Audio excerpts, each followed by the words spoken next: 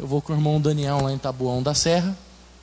E daqui a pouco a gente volta aí e a gente continua a obra. Saí de Campinas, fui para Taboão da Serra. Cheguei lá, a pessoa que tinha marcado comigo não me recebeu. Poxa, tá dando microfonia esses microfones aqui, viu? Vê se não tem microfone aberto. E a pessoa não me recebeu, né? E aí o que aconteceu? Eu tive que entrar em contato com outro amigo meu.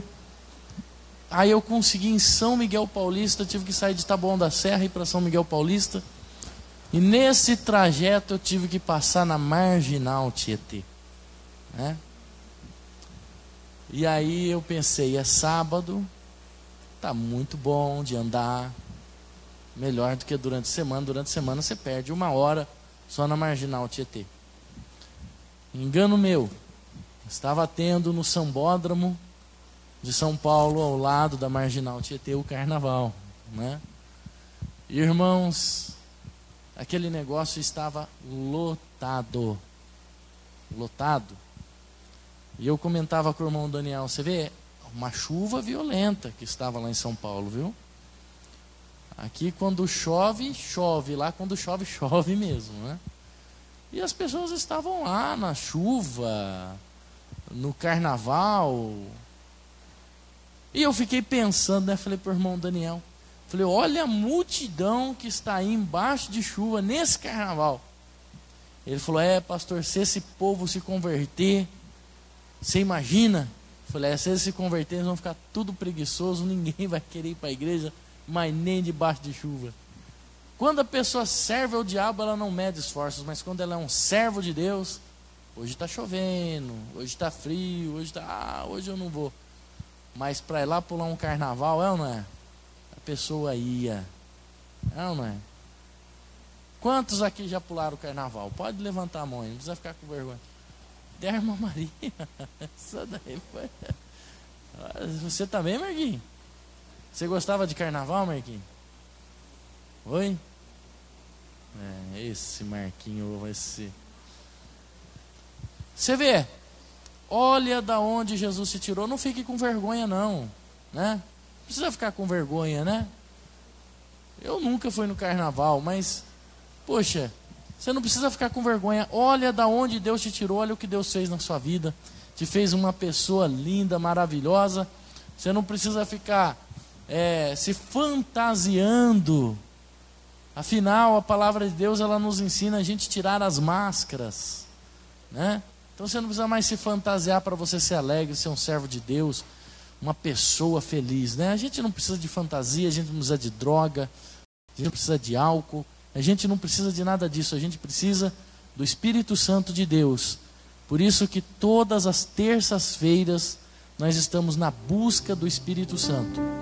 Venha participar do culto pela busca do Espírito Santo. É maravilhoso esses cultos nas terças-feiras que nós estamos tendo, tá? Então eu digo para você, venha participar, venha buscar a Deus. Não vai ficar em casa assistindo carnaval pela televisão. Vem buscar a Deus, servir a Deus. Terça nós tivemos um culto maravilhoso. Amém? Feche os teus olhos nessa noite, vamos orar, vamos falar com Deus. Papai querido, em nome do Senhor Jesus Cristo, nós entramos na Tua presença neste momento e nós pedimos, meu Pai, a direção do Teu Espírito Santo para mais este culto, para mais essa palavra que vai ser ministrada. Que o Senhor venha falar ao nosso coração. Que o Senhor venha nessa noite, meu Deus, falar ao coração de cada vida que entrou neste lugar. Entramos aqui no seu templo não para ser tocado pelos homens, nem muito menos porque alguma palavra humana nos convenceu, mas o que nos convenceu de estar aqui no teu templo, na tua presença, foi o teu Espírito Santo, pelo poder que há na tua palavra, pois a tua palavra é vida para a nossa vida, a tua palavra, meu Pai, é alimento para a nossa vida. Então fortaleça a nossa vida espiritual, para podermos sempre adentrar nas portas do teu templo, como nosso coração quebrantado para te adorar, para te buscar, para te servir. Sim, meu Deus, é isso que nós queremos, nos derramar diante do teu altar. E aqui estamos nós, diante do teu altar, enquanto o mundo está celebrando uma festa carnal. Meu Deus, nós estamos aqui adorando a ti. Nós sabemos que muitos ali são pessoas cegas, mas há muitos crentes desviados naqueles lugares. E nós intercedemos também por cada uma daquelas pessoas, para que o teu Espírito Santo possa convencê-las a um dia estar aqui também diante do teu altar, te adorando, te servindo, glorificando o teu santo nome e reconhecendo o sacrifício de Jesus Cristo na cruz do Calvário. Oh meu Deus, em nome de Jesus, nessa noite nós oramos pela nossa família.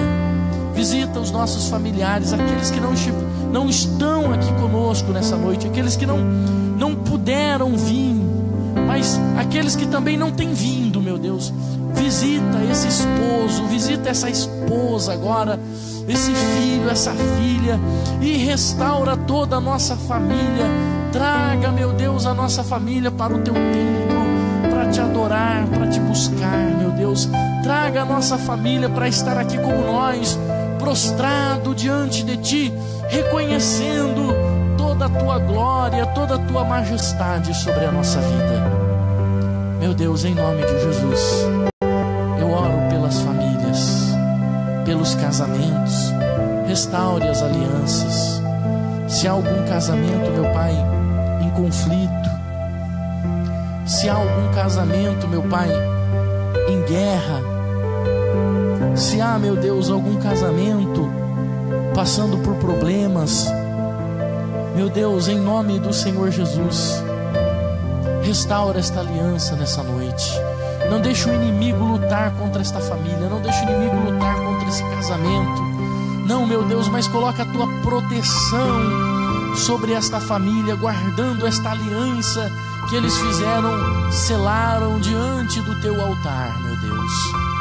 Abençoe as famílias nesta noite, os filhos, sim, meu Pai, que são a nossa geração, a nossa continuidade. Capacita também os nossos filhos, guarda-os para estarem sempre na tua presença. Nessa noite, meu Deus, eu oro por aqueles que estão desempregados. Abra a porta do emprego, meu Deus, para aquela pessoa que precisa de um trabalho. Prospera esse comerciante, esse empresário. Sim, meu Deus, prospera a vida financeira dessa pessoa, pois elas precisam, Senhor, desse trabalho, desse emprego. Oh, meu Deus, para honrarem com os seus compromissos, com as suas responsabilidades. Eu oro também nessa noite por aqueles que estão enfermos. Se há alguém aqui nessa noite doente, enfermo, e que entrou nesse tempo assim, meu Deus, que ela venha sair daqui curada. Passa o teu bálsamo agora, Senhor, sobre a enfermidade dessa pessoa. Não sei onde ela está sentindo dores, mas que nessa noite, meu Pai, tem alguém aqui que está sentindo alguma dor.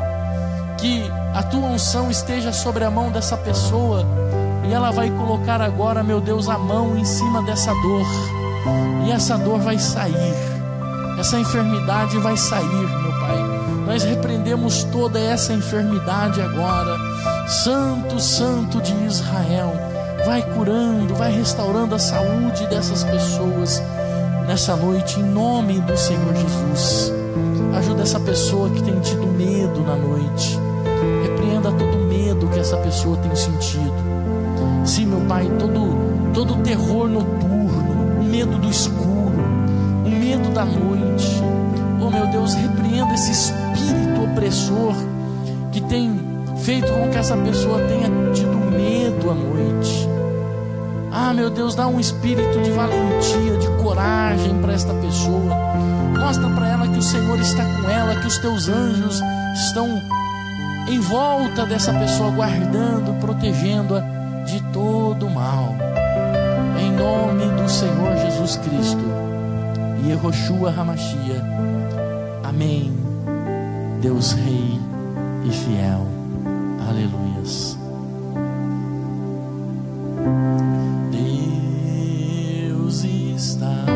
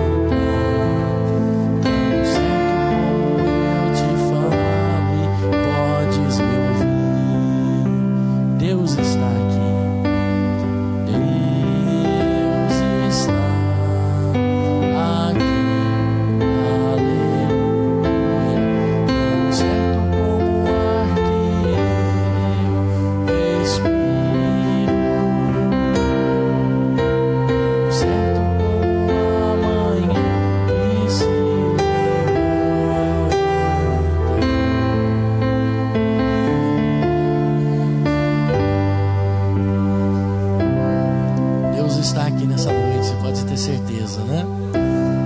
Então, se Deus está aqui nessa noite, Ele vai falar conosco. Abra sua Bíblia no livro de Bereshit. É o primeiro livro da Bíblia, é o livro de Gênesis, no capítulo 25. Gênesis, Bereshit, início, onde tudo começou, né? Capítulo 25.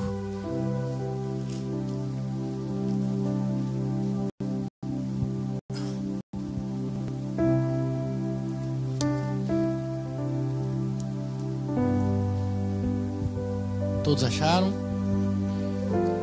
Vamos ler a partir do versículo 18. Diz assim, Gênesis 25, 18.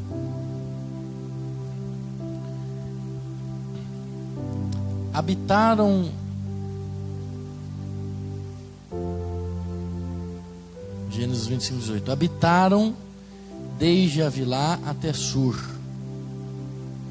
que olha para o Egito, como vai para a Síria, e ele se estabeleceu no fronteiro a todos os seus irmãos. São estas as gerações de Isaque, filho de Abraão. Gerou a Isaque. Era Isaque de 40 anos, quando tomou por esposa a Rebeca, filha de Betuel, o arameu, de Padan-Aram, e irmã de Labão, o arameu. Isaque orou ao Senhor por sua mulher, porque ela era estéril. E o Senhor lhe ouviu as orações de Rebeca, sua mulher, e a concebeu. Os filhos lutavam no ventre dela. Então disse: se é assim, por que vivo eu? E consultou ao Senhor, e respondeu-lhe o Senhor: 2 nações há no teu ventre, 2 povos nascidos de ti se dividirão. Um povo será mais forte do que o outro, e o mais velho servirá ao mais moço. Cumprindo-se os dias para que se desse a luz, eis que se achavam gêmeos no seu ventre. Saiu o primeiro, ruivo, todo revestido de pelo. Por isso lhe chamaram Esaú. Depois nasceu o seu irmão, segurando com a mão o calcanhar de Esaú. Por isso lhe chamaram o nome de Jacó. Era Isaque de 60 anos, quando Rebeca lhe deu a luz. Cresceram os meninos. Esaú saiu perito, caçador, homem do campo. Jacó, porém, homem pato, e habitava entre as tendas. Isaque amava Esaú, porque se saboreava de sua caça. Rebeca, porém, amava Jacó. Bem, até aí, até o 28, pode ocupar o seu lugar.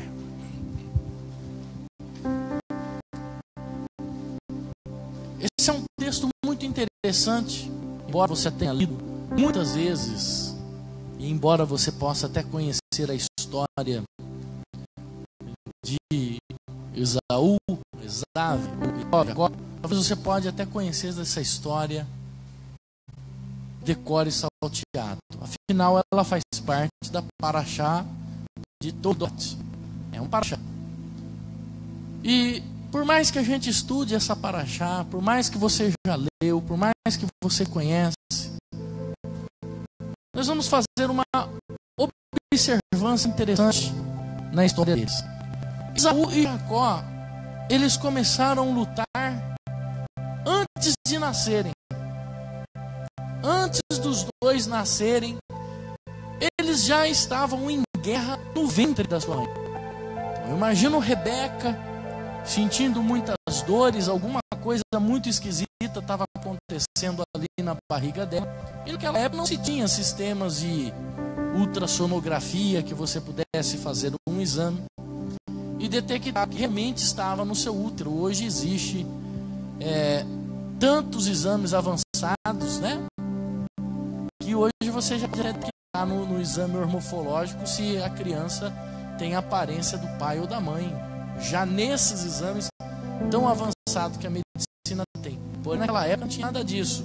Mas ela sabia que alguma coisa estranha estava acontecendo no seu ventre. E ela não sabia o que era. E ela foi consultar a Deus. E Deus falou para ela: olha, os dois estão em brigas. Os dois estão brigando no seu ventre antes de nascerem. Porque aí sairá duas nações. Duas nações diferentes. Os dois vão cada um para um lado. E os dois serão povos diferentes, né? E essa luta deles vai até Yehoshua, vai até Jesus, que é essa batalha entre os dois. E a tradição de antigamente, naquela época, era que o filho mais velho, o primogênito, ele carregaria a aliança patriarcal, aquela que Deus havia feito no capítulo 12 do livro de Gênesis para Abraão. Então a tradição era que o mais velho, o primogênito, carregaria essa aliança patriarcal entre o homem e Deus, entre ser um abençoador para todas as famílias da terra. Embora aqui nós temos gêmeos, né, é considerado o primogênito o que saísse do ventre primeiro. Embora os dois nascem no mesmo dia, os dois têm a comemoração do mesmo dia de aniversário, por exemplo, o que saiu primeiro do ventre, esse era considerado o primogênito. Nós temos aqui a irmã que as duas gêmeas lindas, né? Mas quem que saiu primeiro, a Dudinha ou a Aninha? Você sabe dizer? A Aninha saiu primeiro, mas elas têm a mesma idade, nasceram no mesmo dia, mas uma teve que sair primeiro, né? Principalmente naquela época que não tinha cesárea, não dava para você abrir, e tinha que sair um de cada vez, né? E Esaú, ele saiu primeiro. O texto bíblico diz que nasceu ele, ruivo, peludo, né? Por isso ele recebeu esse nome de Esaú. E no versículo 28, olha que coisa interessante o versículo 28. O versículo 28 diz que Isaac amava Esaú, porque saboreava da sua caça.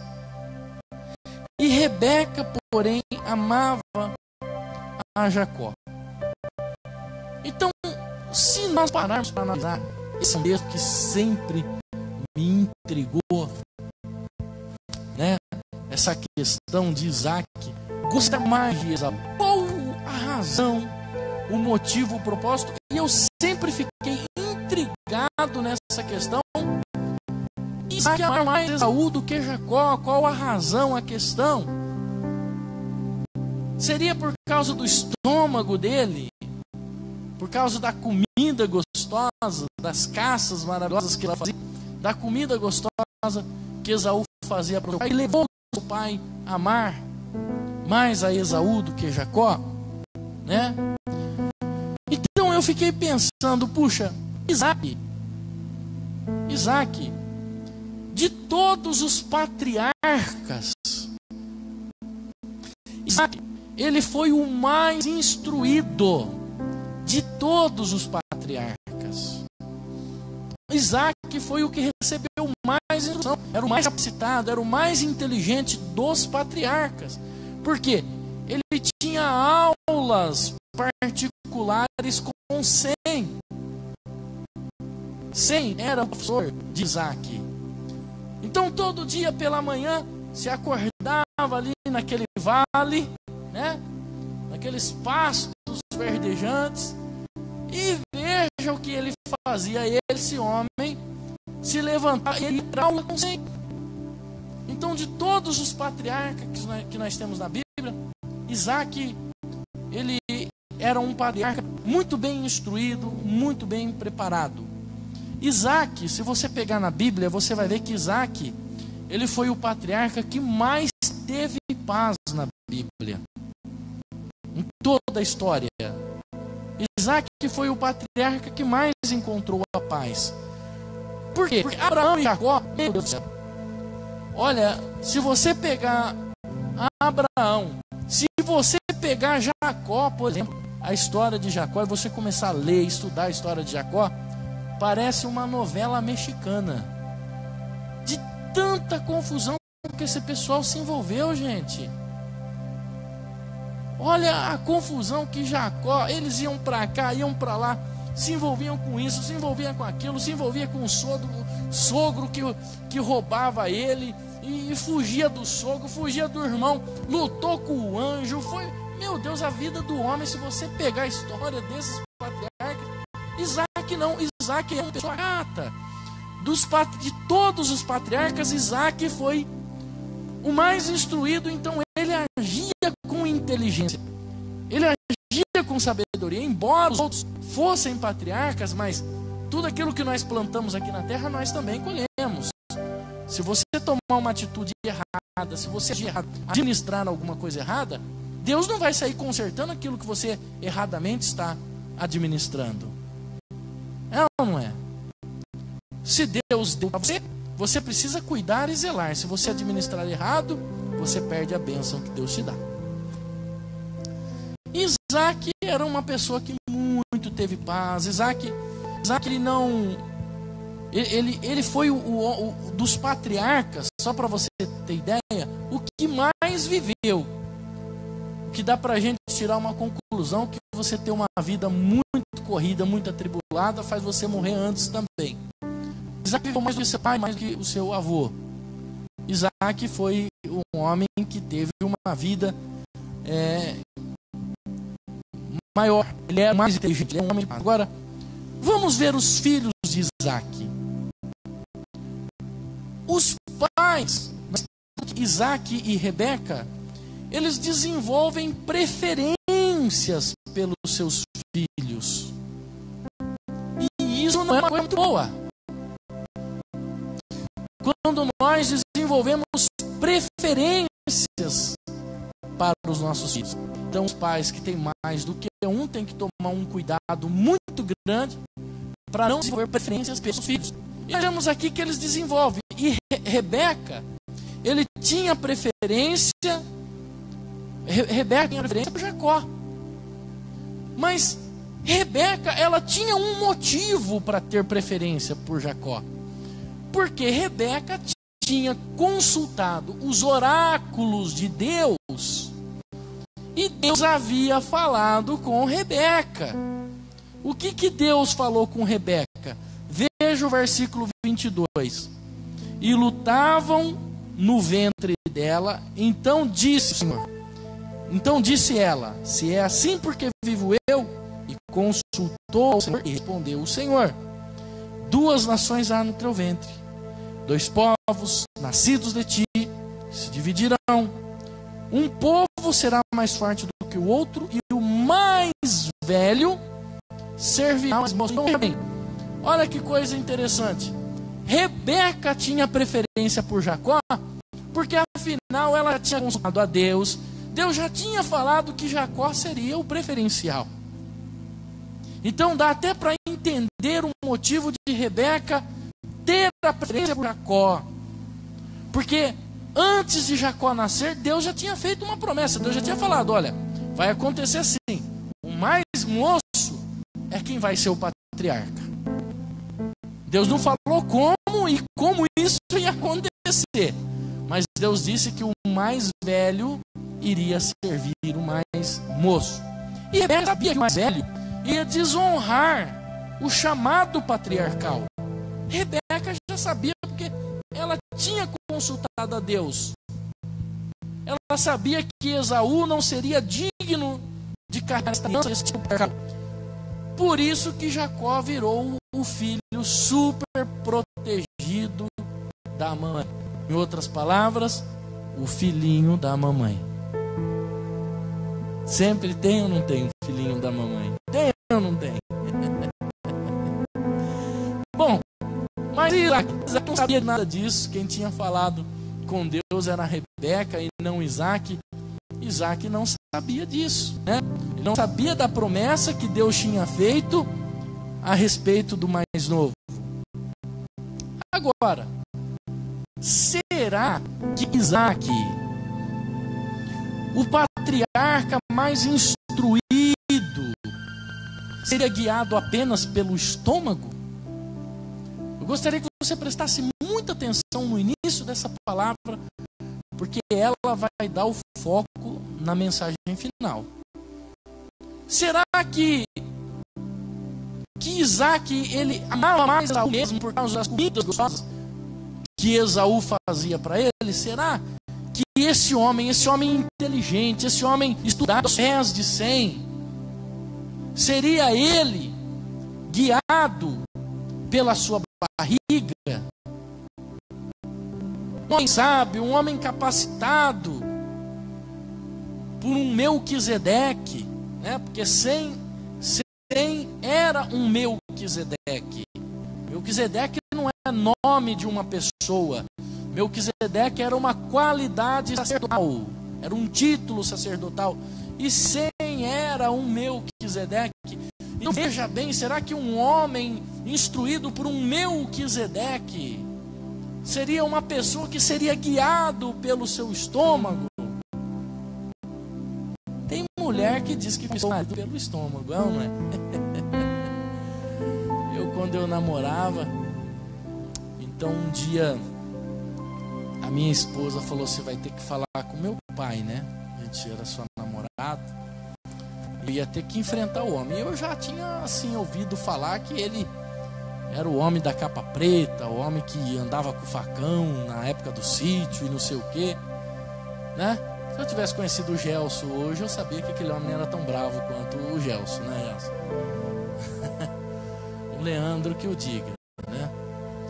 E então a minha esposa, na época namorada, ela fez um almoço, né? Tava ali toda a família reunida, e ela fez um almoço muito gostoso, e ela fez ali um prato que eu gostava muito, né?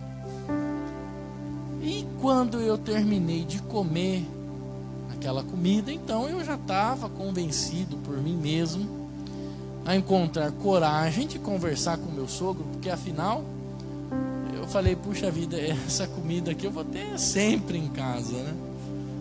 Não, eu vou ter sempre essa comida em casa. Então meu estômago já tinha me convencido, e eu fui conversar com meu sogro, e ele começou a passar as regras, as ordens dele, né? Então, não que a comida me convenceu, mas ajudou bastante, né? Ajuda bastante. A comida ajuda bastante. Coitada das meninas hoje que não sabem fritar um ovo, né? Tem umas que não sabem fritar um ovo. Mas imagina se ela tivesse feito uma comida que eu não gosto, por exemplo. Você imagina, eu ia ficar muito chateado. Meu estômago ia ficar chateado. Imagina se ela tivesse feito lá uma feijoada cheia de carne de porco. Eu não como carne de porco, né? Imagina se ela tivesse feito isso, me chamado para mim comer lá uma comida impura. Eu ia ficar muito bravo, né? Com isso. Quando a gente está com fome, a gente fica bravo, não? E esse homem, Esaú, ele fazia comidas para o seu pai. O texto diz que ele fazia comidas para o seu pai. O versículo 28, olha, lê comigo o versículo 28. Isaac amava Esaú porque se saboreava com a sua caça. Então, esse homem, ele era guiado pelo estômago, um homem inteligente, um dos patriarcas mais inteligentes, mais instruído da Bíblia, que foi Isaac. Será que ele era mesmo guiado pelo estômago? Né? Como o irmão Fernando, Larissa cozinha bem, não cozinha nada. Né? Será que Isaac seria a pessoa que deixaria o estômago dele levar ele? Tem gente que pelo estômago. Ainda bem que o pastor Fábio não é assim, né?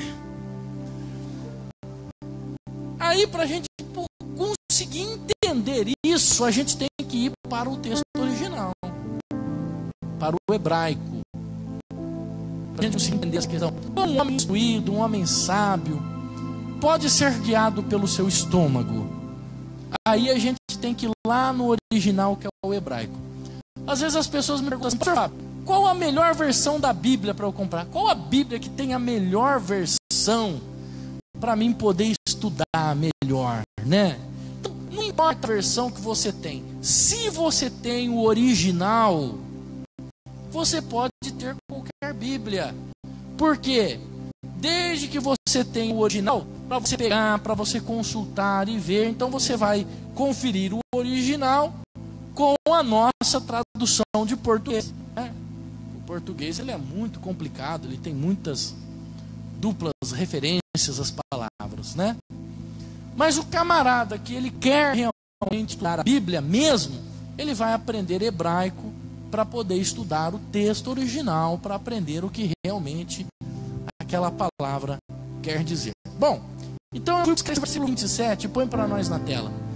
Eu fui buscar o versículo 27 no original. E no original diz assim, o versículo 27. E cresceram os meninos, Esaú foi homem, né? Homem, perito na caça, homem do campo. Mas Jacó, homem simples, habitando em tendas. Olha que coisa interessante. Esse texto no original, põe a segunda tela.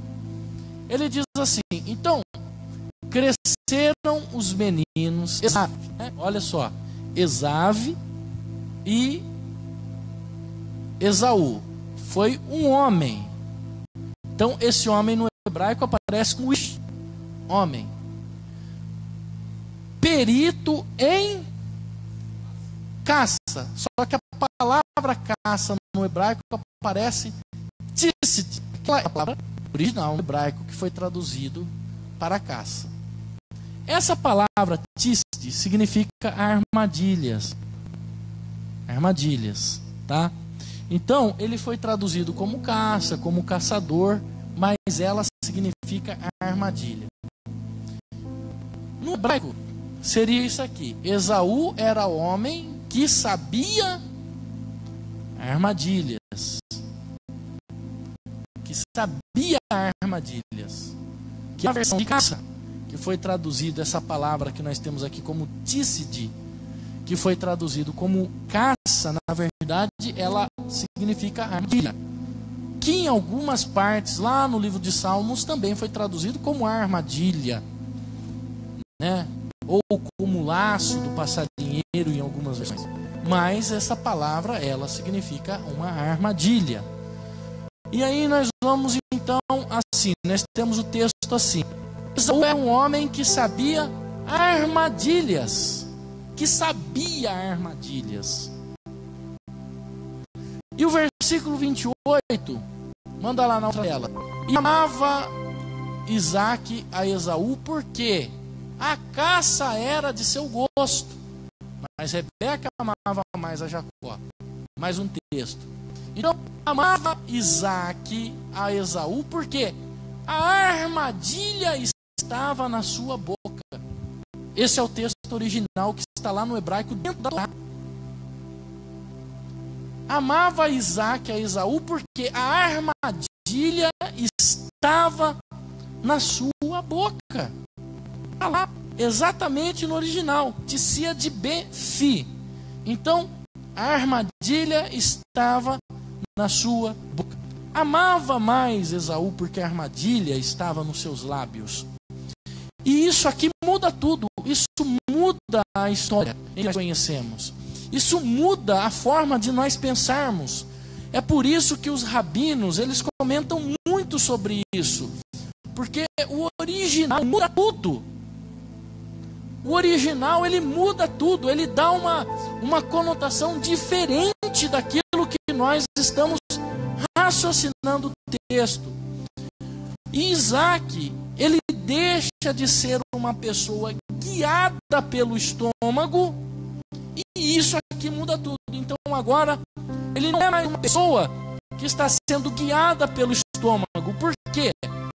Ele amava a Esaú, não porque sabia a comia das suas caças, em algumas versões, mas porque a armadilha estava na boca de Esaú.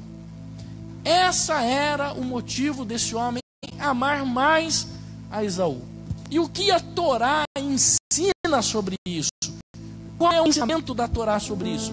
Põe pra gente. Rashi, ele explica o seguinte. Rashi, né, ou Rashi, conforme você queira interpretar, ele explica, essa é uma explicação que está dentro da Torá, tá? Então Rashi explica que Esaú sabia como fazer armadilhas com a sua boca, emboscar, enganar. Por quê? Porque lembra do texto bíblico que ele perguntava para o seu pai como que tinha que tirar o dízimo do sal, como tinha que tirar o dízimo da palha, coisas que não requerem dízimo. O sal e a palha não requeria dízimo. E seu pai concluiu com essas dúvidas que Esaú era cuidadoso com o cumprimento da lei. Então, Isaac amava mais Esaú porque ele era muito bom de conversa. E ele vinha perguntar, no texto aqui que está dentro de Gênesis mesmo, para o seu pai, como que ele ia tirar dízimo da palha e do sal, que eram coisas que não requeriam dízimo, nem a palha e nem o sal requeria dízimo. Então, ao analisar essa questão, dava-se a entender que esse homem ele era cuidadoso com a lei. Ele era uma pessoa que era muito cuidadoso com a lei. Então ele era uma pessoa muito astuta no falar. Ele tinha astúcia. Por que ele falava isso? Porque sal e palha não queria dízimo, mas ele agia com astúcia, né, para cima do seu pai. Ele era cuidadoso com o seu pai para tentar a famosa conversa fiada. Agora, por que Rebeca não era enganada pela astúcia de Esaú? Por que Isaac era enganado pela astúcia de Esaú e Rebeca não era enganada pela astúcia de Esaú? Normalmente é assim, né? Os homens eles são mais fáceis de ser enganados. As mulheres elas têm mais astúcia. Quase sempre, né? É mais difícil de se enganar uma mulher. A mulher é mais cuidadosa, a mulher tem mais astúcia. Quase sempre é assim. Quem era Rebeca? Quem era Rebeca? Quem era o irmão de Rebeca, gente? Oi? Labão. Gente, olha quem era o irmão de Rebeca, Labão. O cara mais picareta do Oriente Médio. O cara mais picareta da época. Então ela sabia o que era enrolar. Ela sabia o que era passar a perna nos outros. Ela cresceu dentro desse ambiente. Ela cresceu nesse ambiente. O irmão dela era a mais picareta que existia. Ela sabia o que era picaretagem. Ela cresce dentro de um ambiente que tinha picareta na terra. Ela era da família dos arameus. Então, quando Esaú vinha com conversinha fiada para cima dela, ela já sabia. Agora, quem era Isaac? Aonde cresceu Isaac? Na tenda de Abraão, o homem mais justo do Oriente. Olha onde Isaac cresce, olha a diferença de culturas familiares. Isaac nasce, é crescido, vive ao lado do seu pai Abraão, o homem mais justo do Oriente, estudado aos pés, dentro de um lar religioso, dentro de um lar sempre adorando a Deus, fazendo sacrifício. Lembra quando Abraão levou Isaac para ser sacrificado no monte e Deus proveu o cordeiro? Olha, esse homem, ele cresce dentro de um lar puro, de um lar justo, de um lar de pessoas tementes a Deus. Abraão é uma pessoa justa, um homem que vivia as promessas de Deus. Então Isaac, ele era uma pessoa pura, mas enganável. Além de ser puro, ele era enganável, porque ele não tinha maldade no coração. Mas Rebeca não. Rebeca cresce num lar diferente. Não é assim na nossa casa? Quando a gente casa, são culturas diferentes, familiares diferentes. É ou não é? Olha quando o irmão Marcos casou com a Flávia, olha só. O pai dele, comandante da rota. Todos os irmãos são militares. Todos os militares. Crescer um lar militar, imagina. Você crescer dentro de um lar militar, irmão. Você fazia arte, o pai colocava você dentro do camburão. Seu pai nunca colocou você dentro do camburão, não? Já? Colocava dentro do camburão. Mas, por outro lado, eu não vou falar mais nada, vou ficar por aqui. Então, veja bem, são culturas diferentes, não é? A cultura é diferente. A cultura das pessoas são diferentes. Aqui é a cultura de Isaac e de Rebeca, né? E nós temos que tomar cuidado com isso para não começar a criar preferências com os nossos filhos. Isaac amava mais Esaú. Então, puxa vida, vamos começar a dar sentido nessa história. Por que Isaac amava mais Esaú? Será que Isaac realmente não sabia quem Esaú era? E puxa, afinal, embora ele tenha nascido num lar religioso, ele era um homem puro de coração. Ele é um dos patriarcas mais sábios, um homem estudado, um homem instruído. Será que uma instrução de um Melquisedeque na sua vida não lhe seria capaz de ensinar a detectar as pessoas? Nós estamos fazendo o curso lá, o curso de líderes na igreja. E a matéria que nós estamos aplicando agora é como detectar uma pessoa desleal. Como detectar um rebelde. Então nós estamos aprendendo isso lá no nosso curso. Por quê? Né? Inclusive essa matéria sou eu que estou aplicando essa matéria. Por quê? Porque uma pessoa que ela realmente é instruída, ela sabe quando a pessoa está falando a verdade ou não. Então uma pessoa, quando ela chega no tribunal diante do juiz, por mais que ela chore, por mais que ela fale, o juiz sabe detectar aquilo na pessoa, sabe. Ele olha para a pessoa, ele sabe detectar se aquelas são lágrimas de crocodilos. Agora, será que Esaú não conseguia realmente detectar que esse homem, que Esaú, ele tinha muita conversa fiada? Vamos tentar entender essa história, vamos sentido nessa história. A partir desse momento, eu gostaria que você parasse de conversar com seu esposo, com a sua esposa, e prestasse atenção no que eu vou falar agora. Isso vai dar sentido no que nós estamos aprendendo aqui desde o início. Preste atenção. Vai dar sentido na história, nós vamos conseguir compreender a mensagem de hoje. Havia um rabino, esse rabino se chamava Avram Kook. Esse homem, esse rabino, ele foi o primeiro rabino-chefe do pré-estado de Israel. Antes de Israel, em 1947, se transformar em uma nação, assumindo em 1948, ele foi o primeiro rabino-chefe desse pré-estado de Israel.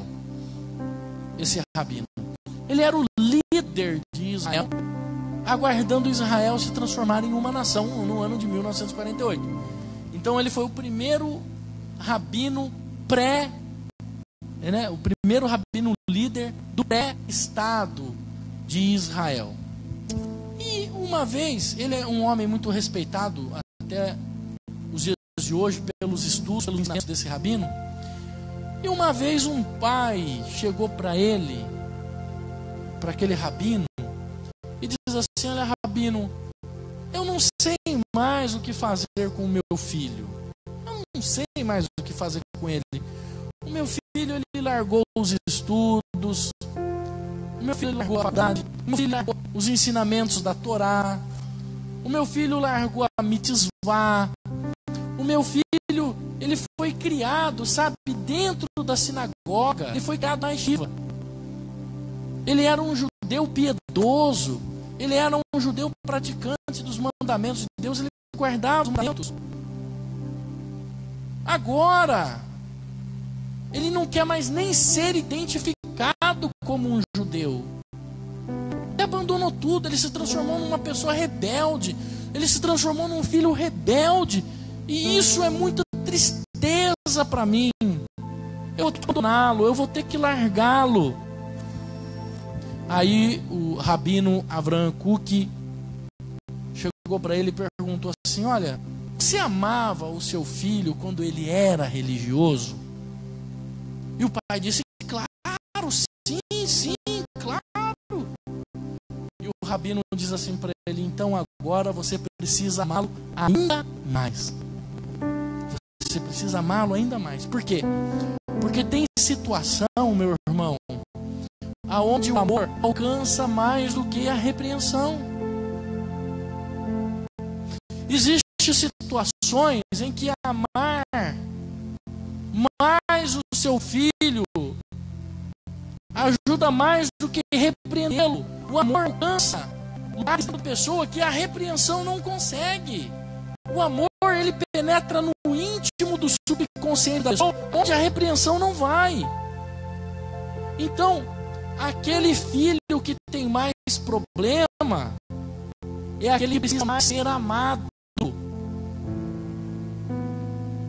Aquele filho que tem menos problema, né? Aquele que precisa menos, então ele vai conseguir sobreviver com menos. Os filhos não são iguais. Quem tem filhos aqui sabe disso. Olha, a irmã Euflávia tem gêmeas. Embora nasceram no mesmo dia, ela sabe que as duas não são iguais. Pode até ser na aparência, mas elas têm atitudes diferentes. Cada filho é uma diferente do outro. Vai ter filho que vai requerer mais cuidado. Vai ter filho que vai precisar de mais cuidado. Vai ter filho que vai precisar de mais amor, mais atenção.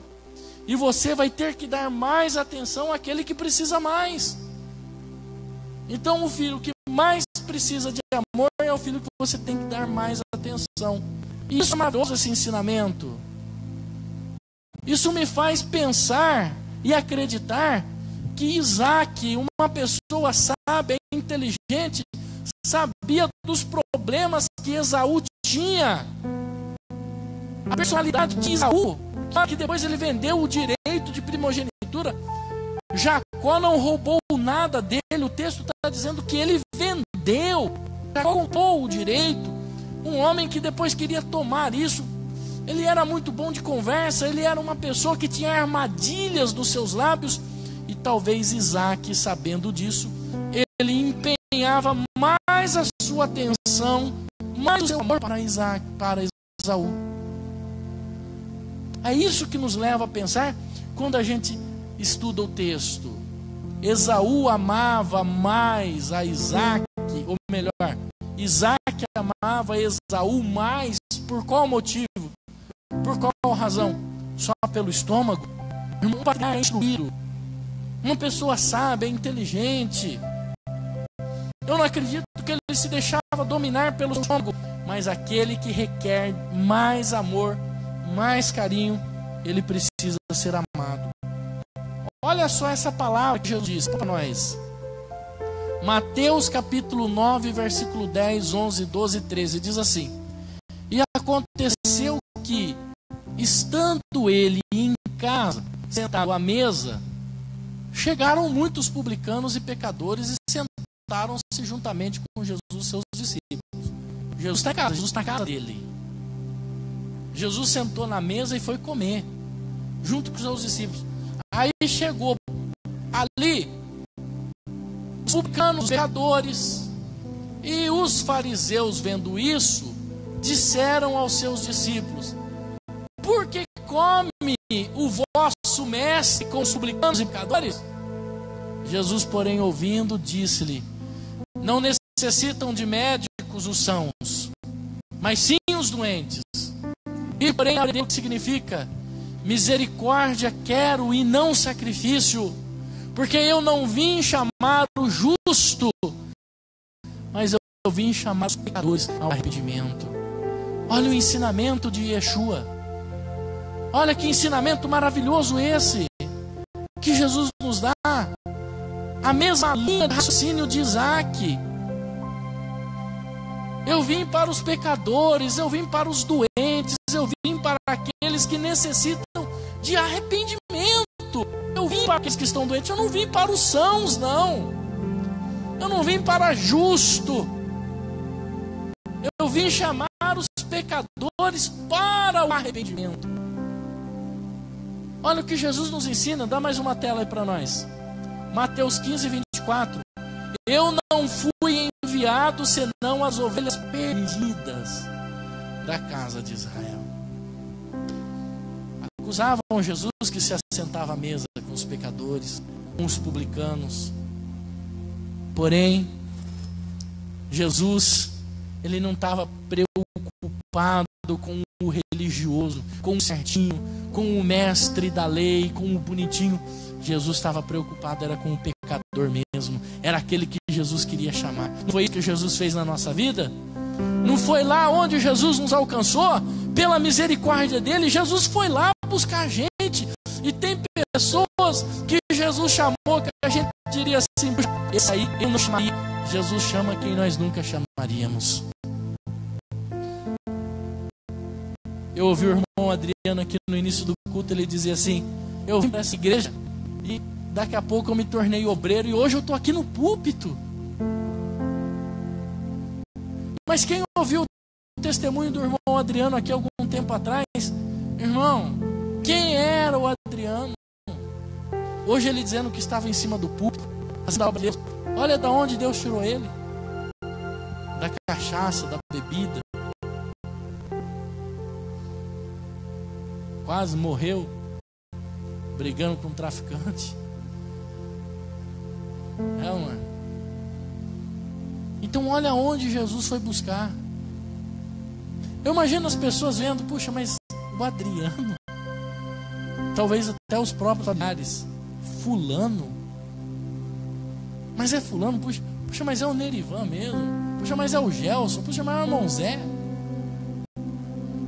puxa, mas é essa pessoa mesmo que o Senhor foi buscar. Essa daí não é possível.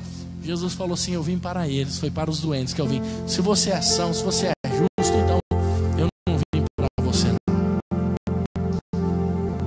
Mas ela falou assim no rádio: vem você participar da ceia do Senhor.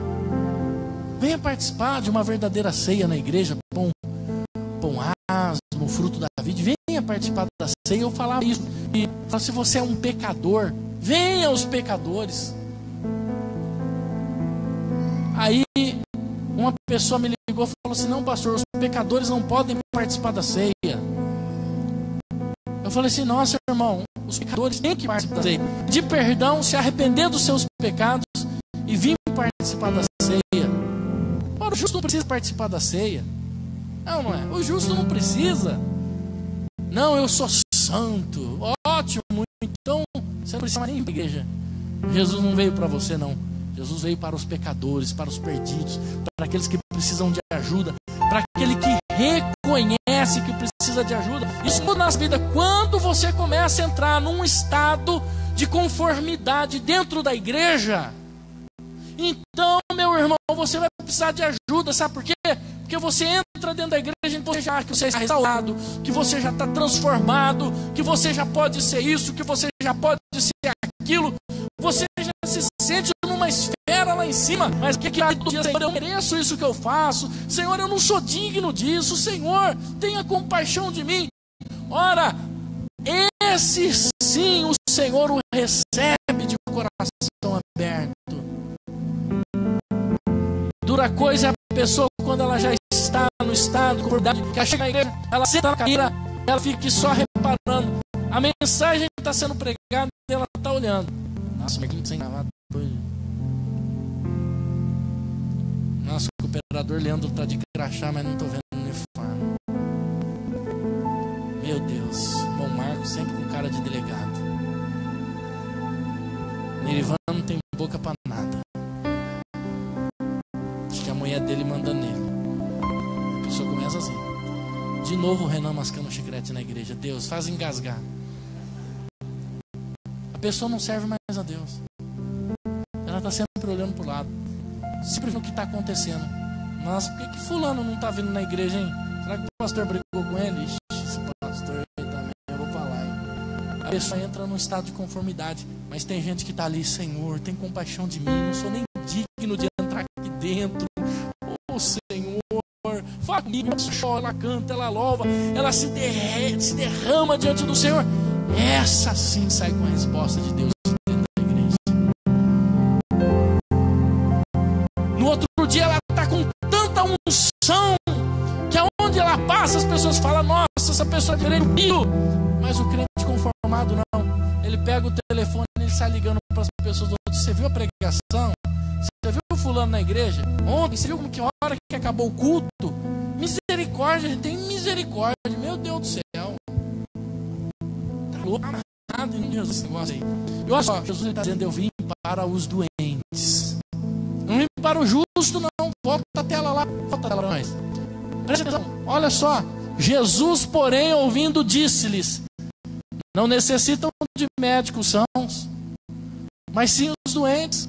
E porém, aprender que significa: misericórdia quero e não sacrifício, porque eu não vim chamar os justos, mas os pecadores ao arrependimento. Ele veio chamar os pecadores ao arrependimento. Então, o que eu aprendo com Isaac? Isaac amava mais a Esaú porque ele necessitava de mais atenção. Então, na nossa família, nós temos que ter mais tolerância. Muitas vezes nós não temos muita tolerância dentro da nossa família. Nós não temos tolerância com aqueles que estão dentro do nosso lar. Às vezes a gente tem intolerância com o vizinho, com o marido da vizinha, com a esposa do vizinho, mas a gente não tem tolerância com o marido, não tem tolerância com o esposo. A gente tem tolerância com as pessoas na rua, mas a gente não tem tolerância com as pessoas que estão dentro da nossa casa. Ora, aquele que precisa de mais amor necessita de mais atenção, de mais cuidado, de mais carinho. É ou não é? Precisa. Era isso exatamente que Isaac fazia, porque Isaac amava Esaú. Não era pelo estômago. Esaú precisava de mais cuidado do que Jacó. Jacó era uma pessoa pacata. Se você pegar o texto, você vai ver, ele era uma pessoa da paz, habitante de sendas. Esaú não, ele era um homem do campo, homem da caça, homem bruto, homem que necessitava de mais atenção. Não é? Era um Rodrigo e Fernando. Um era mais, outro era mais tranquilo, mais calmo, mais sossegado, outro era nervoso. Então um precisava de mais cuidado do que o outro. É mais ou menos assim para você entender. Então, meu irmão, não é ser conivente com o erro, nada disso, mas ajudar a pessoa a sair do erro. O amor alcança coisas que a repreensão não alcança. Então, ame primeiro, mostre que você tem um carinho muito grande, um amor muito grande, depois repreenda. Repreensão é necessária, mas é necessário que o amor seja maior que a repreensão. Não é ser conivente com o erro, não é nada disso, mas é ter amor. O amor vem primeiro. Já aconteceu assim muitas vezes dentro da igreja, dentro do rebanho do Senhor. Eu sou muito tolerante. Tem pessoas que falam assim: nossa, o pastor Fábio é muito tolerante. Tem uns que acham que eu sou bravo, eu não sou nada disso. Tem uns que acham que eu sou muito tolerante, que o pastor teria uma decisão sobre o que está acontecendo. Então, eu sou tolerante. Eu vou tolerando, eu vou amando a pessoa, eu vou conversando, eu vou ajuntando. depois da primeira chance, depois da segunda chance, depois de persistir o problema, aí eu não tolero mais. Aí eu não tolero mais. Mas eu vou tolerando, eu vou dando chance. É ou não é? Paulo, ele fala das pessoas que insistem no erro. Paulo, quando ele fala das pessoas que insistem no erro e contamina a congregação, Paulo fala para você nem comer com ela. Nem comer com ela. Outro dia eu vi uma foto no Facebook de um irmão que contaminou esse ministério aqui. Eu não preciso nem pedir para ele retirar, eu já trouxe ele aqui. Depois estava comendo um irmão aí. Não vou citar o nome não. Estava jantando junto, comendo. Paulo fala para você nem comer. Depois que cai seu cabelo, você não sabe por quê, né? Irmão, isso é a última instância. O que Paulo está dizendo aqui é a última instância. É a última instância. O Rodrigo Leodoro para mim, eu não como mais com ele. O Mário, então, o Mário não fala nada. Eu não como mais com o Mário. Não, irmão, é a última instância. Porque você tem que tratar, você tem que dar amor, você tem que perdoar, você tem que dar carinho. Era isso que Isaac fazia. Última instância você aplica o que Paulo falava, né? Era a última instância. Há pessoas que ele dizia nem coma mais com ela, mas isso já era a última instância. Então, nós temos que ser mais tolerantes com os nossos irmãos. Nós temos que ter mais tolerante com a nossa família. Há muitas faltas no rebanho, sim, mas o pastor está de olho, lembre-se disso. O pastor está de olho no rebanho. Ovelha não olha a ovelha. Ovelha não cuida de ovelha. O pastor está de olho, não se preocupe não. Não precisa vir caguetar o irmão para mim não, que o pastor está sabendo. A gente ama caguetar o irmão Leandro. Irmão, vou caguetar, vou falar. Sabe o que é, pastor? Não. Calma, segura aí. Vamos ir tolerando com amor. Vamos ver até onde isso vai parar. O pastor sabe o que está fazendo. Então, existem pessoas fazendo, ela tem problema demais, mas ela esconde isso do pastor, achando que o pastor Fábio vai julgá-los. Não, o pastor Fábio vai me julgar. O pastor Fábio, que o pastor Fábio vai falar? Achando que eu sou ruim assim, não sou ruim assim. Não, eu estou aqui para ajudar. Esaú, o pai tinha tolerância com ele. Ah, mas uma coisa a gente precisa aprender também sobre Esaú. Esaú agradava o pai. E Deus levou isso em conta, hein? Só para você ter ideia, Esaú, para entrar na presença do pai, ele punha umas vestes especiais para entrar na presença de Isaac. Foi a mesma roupa que Rebeca pegou e colocou em Jacó.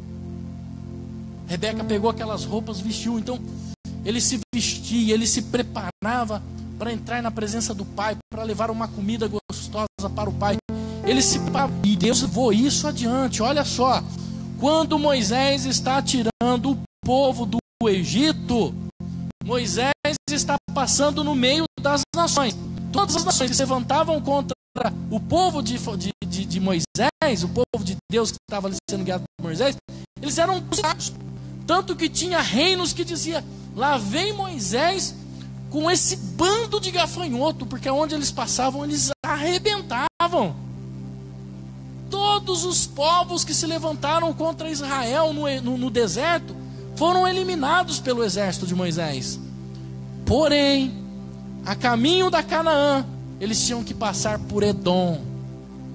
Edom são os descendentes de Esaú. E quando eles chegaram nas terras de Edom, o que Deus disse para Moisés? Deus falou assim para Moisés: não faça guerra com Edom, porque esse povo são os seus irmãos. Não faça guerra com os edonitas, eles são seus irmãos.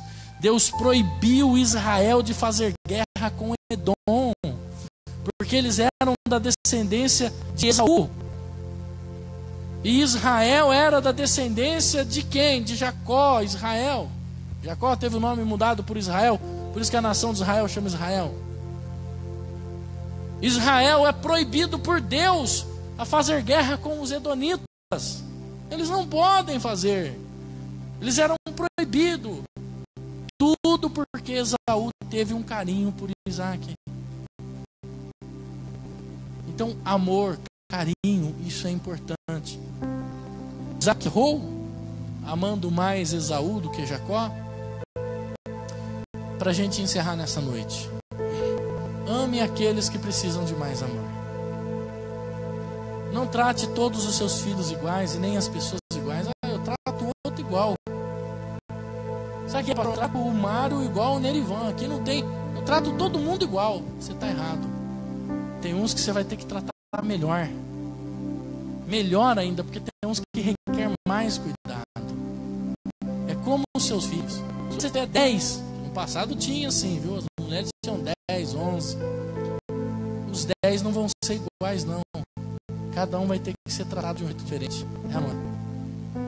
É ou não é? Lá na nossa casa nós somos em 3. Lá na minha casa. Eu não sei se eu sou, não preciso de amor, porque o negócio é meio estreito do meu lado. Mas eu sei que nós somos em 3, nós somos diferentes. Um não é igual ao outro. Cada um tem um gênio diferente, mas diferente. Você que tem mais irmãos, você sabe disso. Quantos irmãos você tem, André? Mais 2 irmãs, né? São diferentes.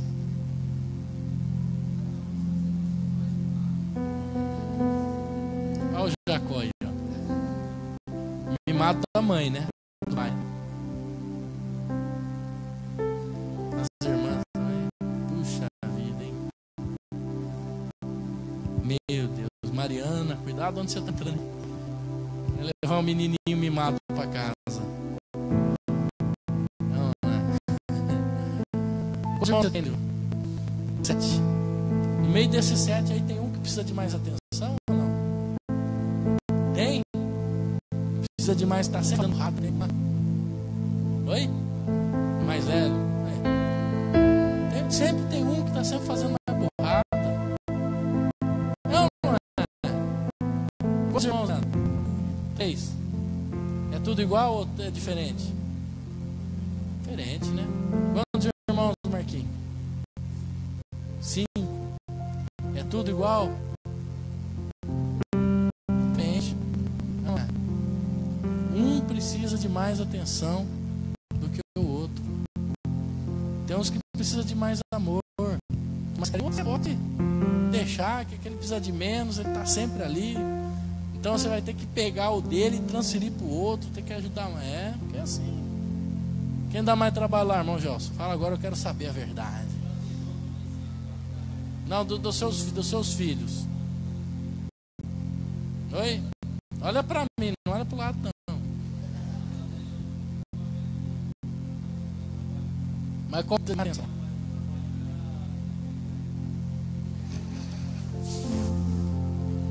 A Renata. Glória a Deus, ainda bem que Deus te alcançou, tá vendo? A mãe teve que dar mais amor. A mãe vinha na frente todo dia pedir oração, orar pela filha Renata. A Daniela, coitada, nem recebia oração. Não recebia oração, mas precisava. A Renata precisava demais, então era jejum e oração. Jejum e oração. Pela Renata. Tinha mais filhos, mas a Renata era a que mais precisava, tá vendo? Assim, então você expressa isso hoje. Trate melhor aqueles que precisam de mais atenção. Não, pastor, eu criei meus filhos todos iguais. Errou. Você vai ter que tratar de acordo com o que ele é. Tem um que vai precisar de mais atenção. Tem um que vai precisar de mais cuidado. Tem um que não vai precisar de muita atenção. Tem outros que vai ter que dar o cuidado redobrado. Triplicar o cuidado. É ou não é, Igor? Olha lá o Igor lá. É ou não é, Renato? É, olha lá. Amém. Então fique em pé nessa noite. Vamos orar. Glória a Deus.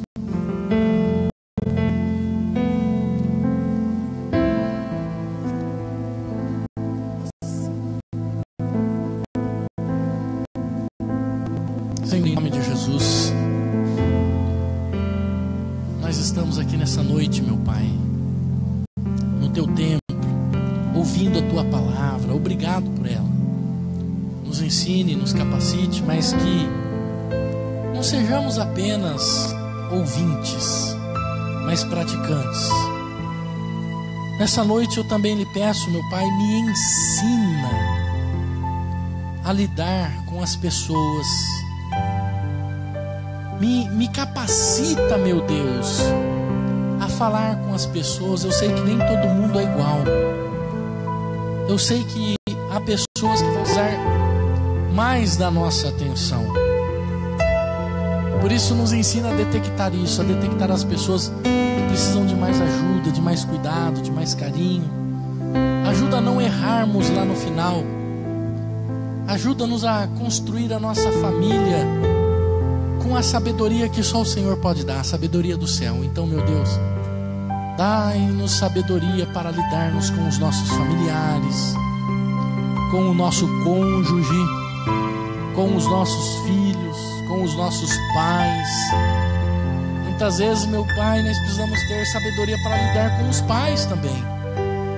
Oh Senhor, dai-nos esta sabedoria para sabermos a lidarmos com os nossos pais. Às vezes a mãe não precisa tanto de carinho quanto o pai já é mais diferente.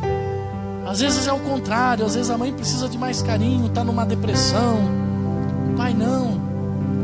Meu Deus, então ajuda-nos a ajudar as